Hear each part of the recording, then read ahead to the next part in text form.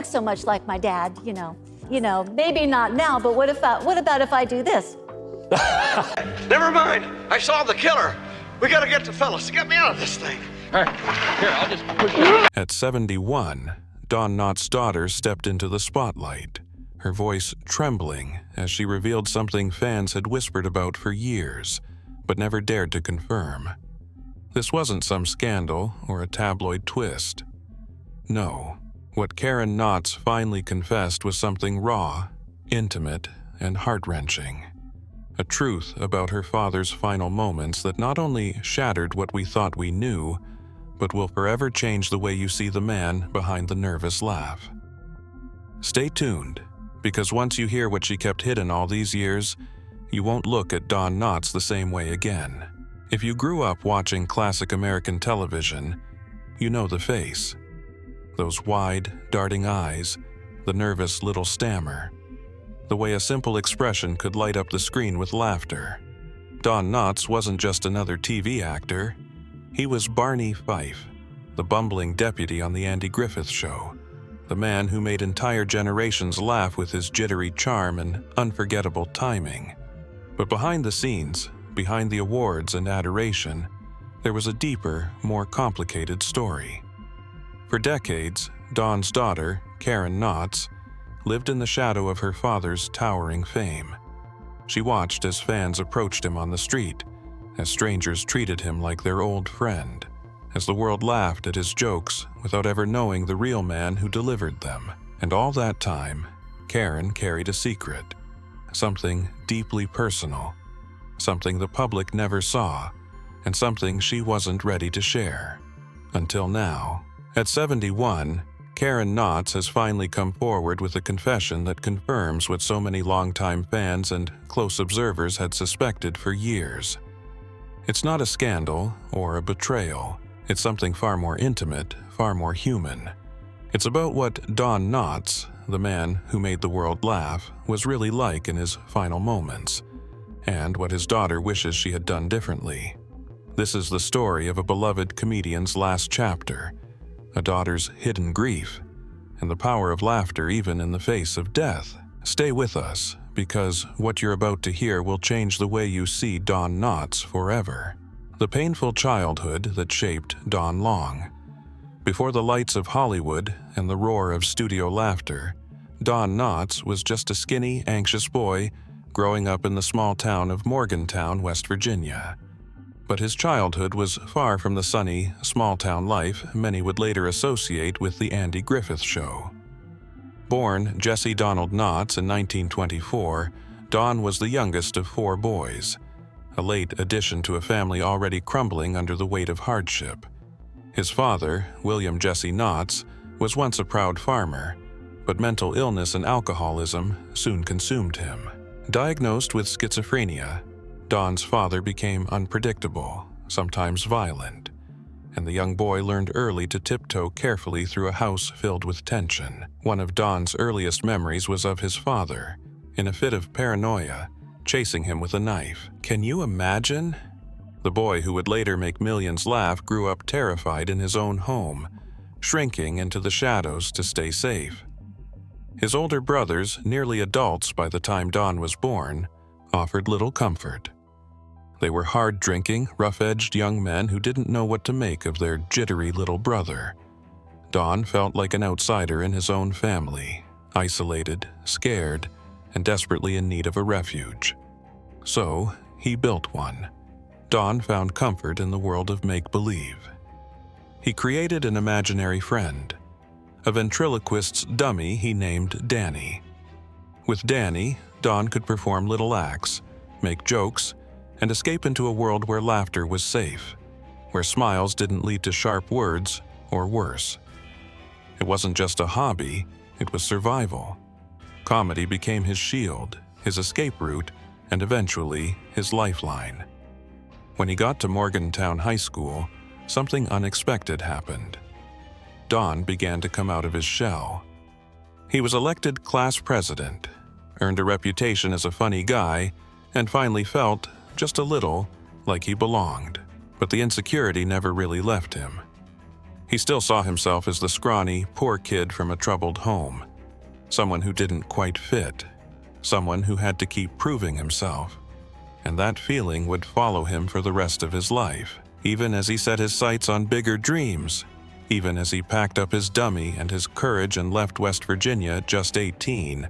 Don Knotts was still, deep down, that nervous boy trying to find a safe place to stand. Little did he know, his awkward charm would soon become his greatest strength. The breakthrough years and rise to fame. When Don Knotts arrived in New York City as a wide-eyed teenager, he carried little more than a suitcase, his beloved dummy, and a dream. But dreams in New York were a dime a dozen, and the city was brutal to small-town kids with no connections. His first auditions were failures. Casting agents found him too nervous, too awkward, too strange. And after a few discouraging months, Don was forced to pack up and return home. Dreams bruised, but not broken.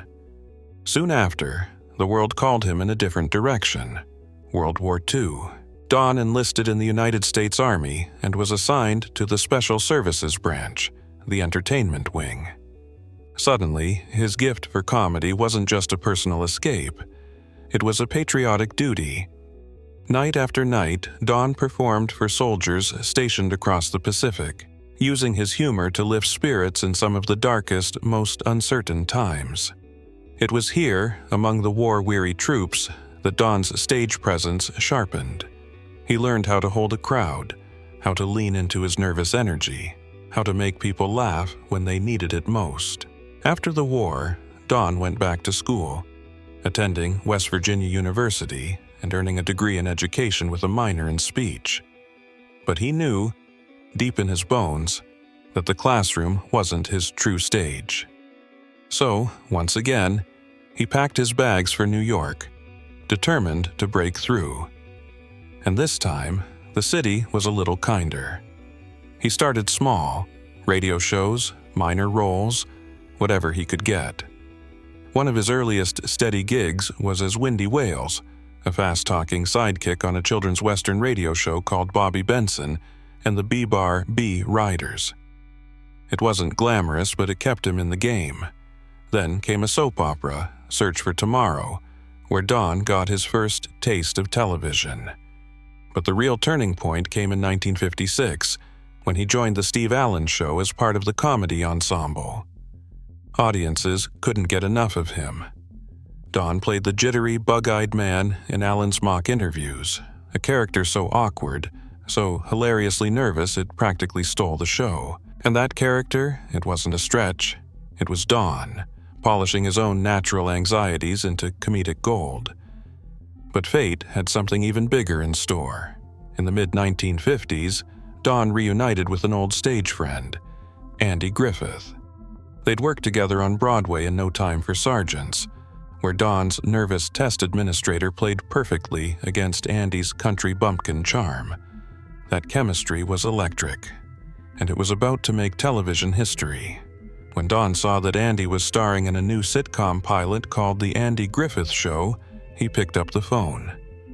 "You need a deputy," he told Andy, half joking, half hoping.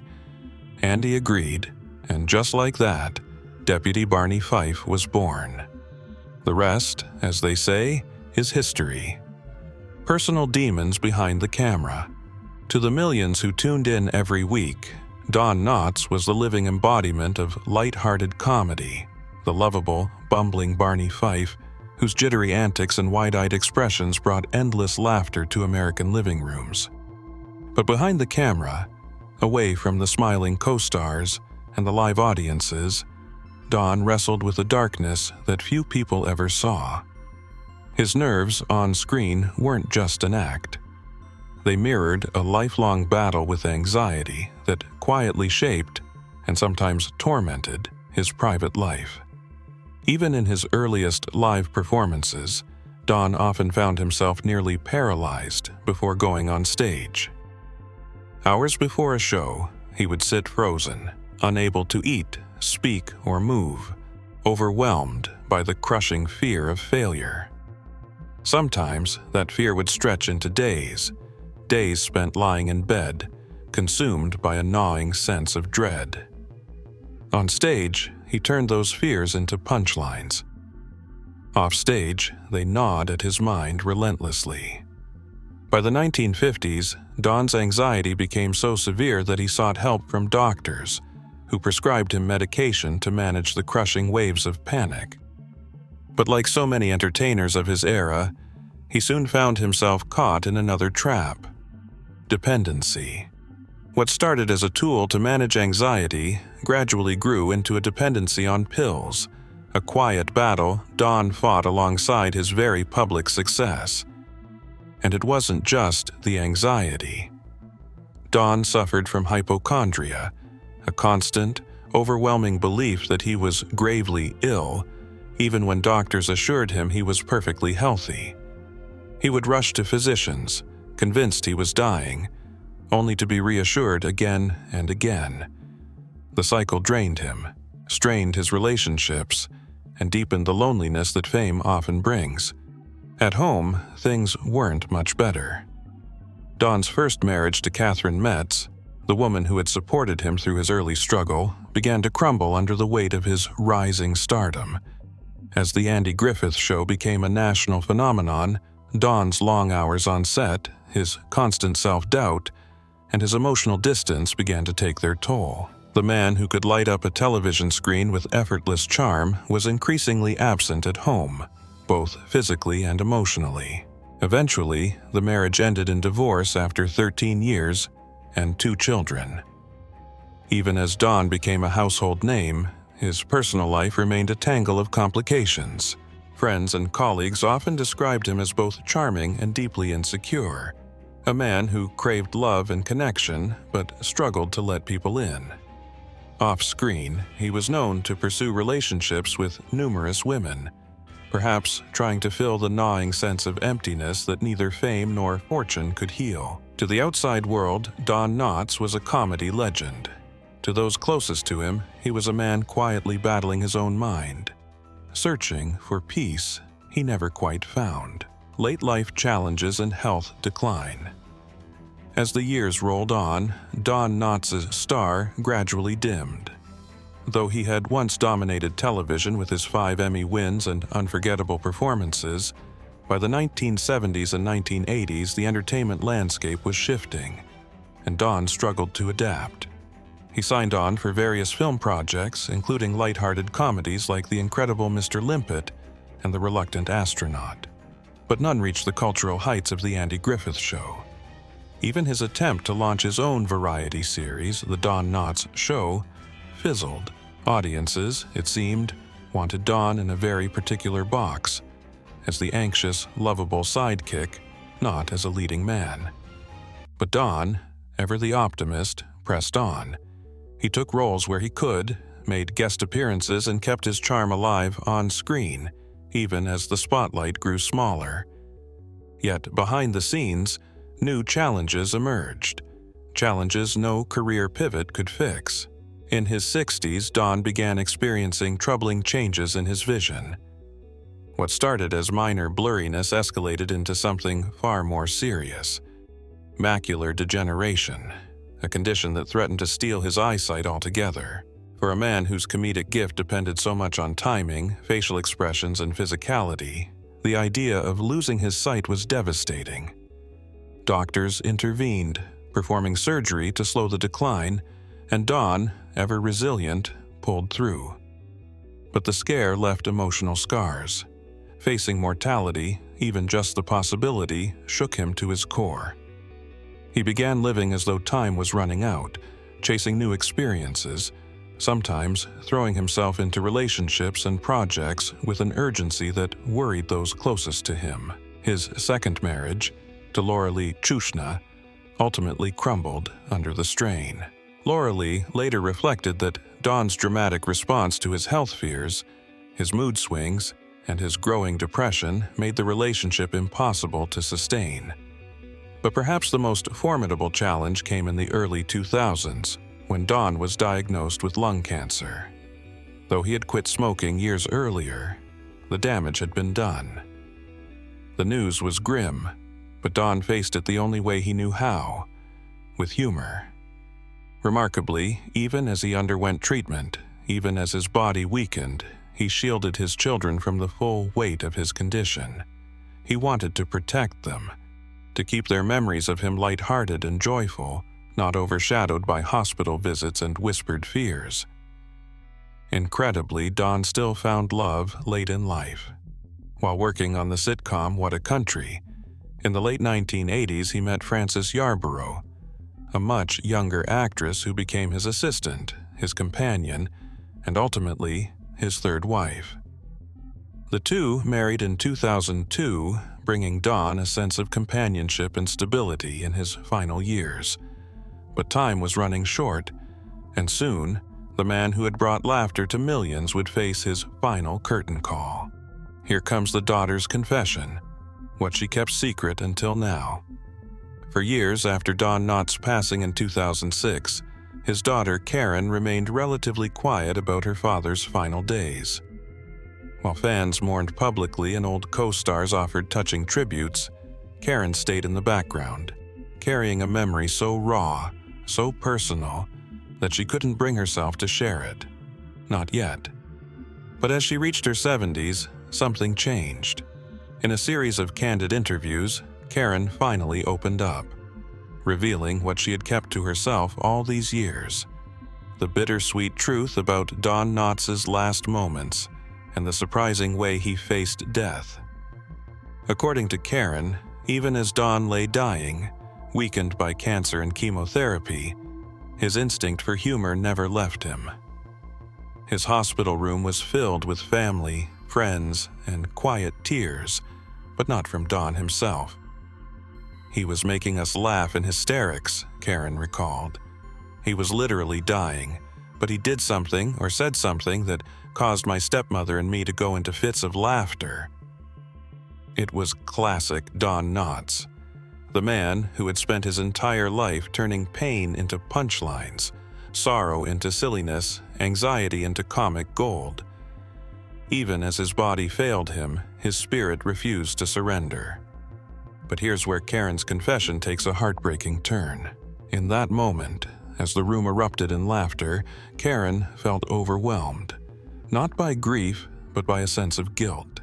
She excused herself, stepping out of the room because she couldn't bear the thought of laughing in front of her dying father. "I thought to myself, I don't want to be standing there in front of this man, my dearly beloved father who's dying and laughing," she later admitted. It was only later, after years of reflection, that Karen realized the tragic irony. A close friend, director Howard Storm, gently told her what so many fans have since echoed: "You should have stayed and laughed out loud. That's what comedians live for." Karen agreed. "I should have just stood there and burst out laughing," because that's exactly what Don would have wanted. It was a small regret, but a piercing one, the kind that lingers in the heart long after the final goodbye. Karen's confession isn't just about one moment in a hospital room. It's about the deeper truth that fans have long suspected, that Don Knotts wasn't simply a man who played funny. He was funny to his core, in his bones, in his final breath. His humor wasn't an act or a mask. It was his gift, his survival mechanism, his love language to the world. And knowing that, Karen realized, was both a comfort and a sorrow. She had watched her father live and die as the man he truly was, a man who couldn't stop making people smile, even as his own time slipped away. The legacy Don left behind. Even now, nearly 2 decades after his passing, Don Knotts' legacy continues to ripple through American culture. For those who grew up watching The Andy Griffith Show, his portrayal of Barney Fife remains one of the most beloved comedic performances in television history. Barney, with his single bullet and overinflated sense of authority, became an icon, a character so perfectly drawn, so brilliantly performed, that generations still laugh at his antics on reruns today. But Don Knotts' true legacy goes far beyond just one character. He was, at heart, a master craftsman of comedy. His performances weren't just about delivering lines or mugging for the camera, They were about embodying vulnerability, nervousness, and insecurity in a way that made audiences both laugh and love him. Don's genius was in making the awkward endearing, the anxious hilarious. He didn't rely on physical perfection, matinee idol looks, or macho confidence. Instead, he built his career on the very traits that most people try to hide. And in doing so, he made millions feel seen and understood. His influence can be felt in the countless comedians who followed, from Steve Carell's anxious Michael Scott on The Office to the many sitcom sidekicks who owe their quirky charm to the trail Don blazed. And beyond his technical skill, Don left behind something even rarer, a sense of genuine warmth. Fans who met him over the years consistently described him as gracious, humble, and kind, a man who, despite his towering fame, never lost touch with the awkward, gentle-hearted boy from Morgantown. Karen Knotts has often reflected on her father's deeper impact, not just as a performer, but as a father and a human being. In interviews, she's described how Don's humor was a constant presence, a thread that ran through their family life, even in its most difficult moments. Being funny was just something so natural to him, she once said. It was like a gene, or, well, I don't know what it was, except that it was just an out-of-control, natural funniness. Don didn't study his humor or practice his warmth. It poured out of him instinctively, like breath. Today, Don Knotts is remembered not only through statues in his hometown or stars on the Hollywood Walk of Fame, but through the laughter that continues to echo from television screens, decades after his last bow. His gift wasn't just the characters he played, but the joy he sparked, a joy that crossed generations, that healed wounds, that made people feel lighter, if only for a little while. And as Karen's confession reminds us, that joy never stopped, not even at the very end. Final closing and call to action. In the end, Don Knotts gave the world a rare and precious gift, the ability to laugh, even when life was heavy. His nervous energy, his twitchy charm, his brilliantly timed expressions, they weren't just comedy routines, they were reflections of a man who knew what it meant to struggle, to ache, to search for light in the dark. Don didn't just play characters who fumbled and fretted. He lived those feelings, turned them inside out, and offered them back to the world as joy. Karen Knotts' confession at age 71 is a reminder that behind every beloved public figure, there is a personal, often painful, human story. She carried her father's final moment in her heart for years, unsure whether to share it, unsure whether people would understand. But in telling the world about the laughter that filled his hospital room, she didn't just reveal a touching family memory. She revealed the essence of Don Knotts himself, a man who even in the face of death couldn't help but bring smiles. For fans who grew up watching him, who quote Barney Fife's best lines, or who still tune into old reruns late at night, Don's legacy is more than just nostalgia. It's a reminder of the power of comedy to heal, to connect, to remind us that we are not alone in our fears and fumbles. Don Knotts didn't need to be the hero, the leading man, or the smooth-talking star. He was the everyman, the anxious friend, the sidekick we all love, and perhaps, deep down, the person we see in ourselves. If Don Knotts ever made you laugh, if his work ever lifted your spirits, we invite you to share your favorite memory or moment in the comments below. What was it about Barney Fife or Don's other roles that stayed with you? How did his humor touch your life? Don't forget to like this video, share it with others who love classic TV, and subscribe to our channel for more stories about the legends who shaped entertainment history. Thank you for watching, and here's to Don Knotts, the man who taught us all that laughter is sometimes the best and bravest thing we can offer.